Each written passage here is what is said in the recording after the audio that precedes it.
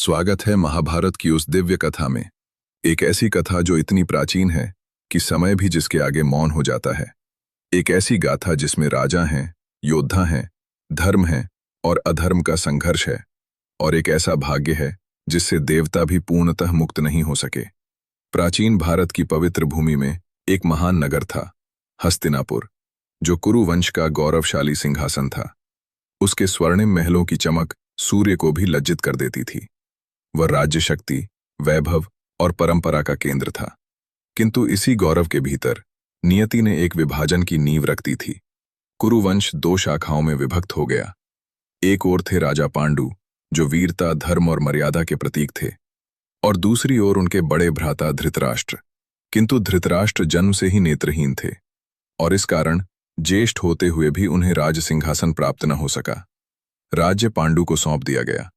यहीं से एक मौन संघर्ष का आरंभ हुआ, जो आगे चलकर महाविनाश का कारण बनने वाला था। राजा पांडु धर्मपूर्वक राज्य करते थे, किंतु उनका वास्तविक उत्तराधिकार उनके 5 दिव्य पुत्रों में प्रकट हुआ। युधिष्ठिर, जो सत्य और धर्म के अवतार माने गए।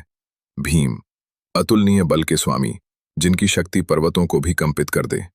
अर्जुन, अद्वितीय धनुर्धर, जिनका बाण कभी लक्ष्य से चूकता नहीं था। नकुल, सौंदर्य, शौर्य और कौशल के धनी। सहदेव, अद्भुत बुद्धि और ज्ञान के स्वामी। ये पांचों मिलकर पांडव कहलाए। किंतु उसी राजमहल की दीवारों के भीतर एक और वंश भी बढ़ रहा था। धृतराष्ट्र के 100 पुत्र थे, जो राजसी अहंकार और महत्वाकांक्षा से भरे हुए थे। उनमें सबसे अग्रणी था दुर्योधन। बाल्यकाल से ही दुर्योधन देखता रहा कि पांडव प्रत्येक क्षेत्र में श्रेष्ठ सिद्ध हो रहे हैं, बल में, बुद्धि में और सम्मान में। और धीरे धीरे उसके हृदय में एक विष उत्पन्न होने लगा, ईर्ष्या। महर्षि द्रोण के सानिध्य में सभी राजकुमार अस्त्र शस्त्र, धनुर्विद्या और युद्ध कला का अभ्यास करते थे। वह स्थान केवल प्रशिक्षण भूमि नहीं था, वह भविष्य के महायुद्ध की नींव थी। अर्जुन सर्वश्रेष्ठ सिद्ध हुआ, जिसकी एकाग्रता दिव्य थी। भीम अपनी शक्ति से सबको विस्मित करता था।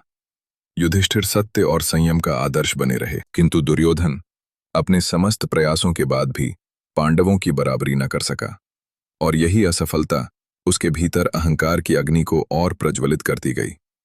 जो पहले केवल प्रतिस्पर्धा थी, वो धीरे धीरे प्रतिद्वंद्विता में बदल गई।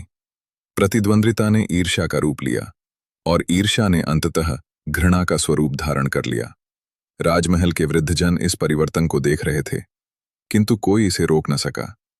एक ही वंश की 2 शाखाएं, एक धर्म के पथ पर अग्रसर और दूसरी महत्वाकांक्षा के अंधकार में भटकती हुई।